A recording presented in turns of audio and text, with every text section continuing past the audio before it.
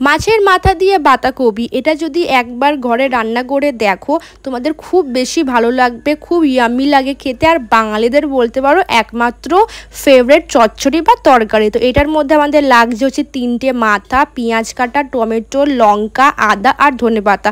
এখানে আমি মাথাটা একটু বেশি নিয়েছি কারণ এর মধ্যে দিলে খুব ভালো লাগে বেশি করে মাথা। তো এখানে আমি আলু আর এখানে বাঁধাকপিটাকে ভালো করে কেটে কুটে সিদ্ধ করে রেখে দিয়েছি। তারপর সর্ষের তেল কড়াইতে দিয়ে এখানে মাথাগুলো আমি এক এক করে ভেজে নেব। নুন হলুদ মাখিয়ে মাথাগুলোকে রেখেছিলাম।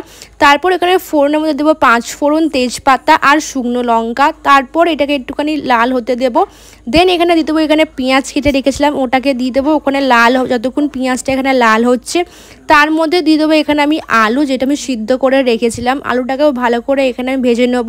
তারপর দিয়ে দেবো এখানে আদা বাটা, কাঁচা লঙ্কা, তারপর দিয়ে দেবো টমেটোর, দিয়ে একটু ভালো করে নাড়াচাড়া করে এখানে দিয়ে দেবো নুন, হলুদ, লঙ্কার গুঁড়ো, জিরে গুঁড়ো, ধনে গুঁড়ো আর সবার শেষে দেবো হচ্ছে চিনি। চিনির পরিমাণটা একটু বেশি দিও কারণ এই বাঁধাকপিতে চিনির পরিমাণটা বেশি দিলেই ভালো লাগে।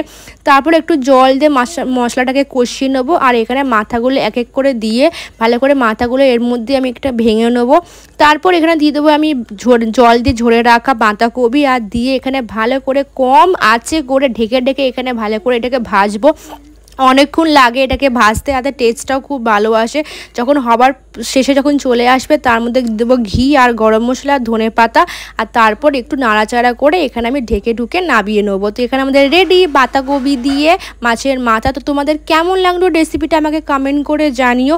আর নেক্সট তোমরা কি রেসিপি দেখতে চাইছো সেটাও আমাকে অবশ্যই জানিও। তুমি দেখতে পাচ্ছ এটা একবার তুমি যদি ট্রাই করো তোমরা অবশ্যই আমাকে বললে যেটা কেমন হয়েছে। আমার তো খুবই ভালো লাগে এটা খেতে। আর এইটা রবিবারে বা কোনো উইকডেসে যদি দুপুরবেলা পেয়ে যাই তাহলে আর ভাতের সাথে কিছুই লাগবে না। তো কমেন্ট করে জানিও কেমন লাগলো।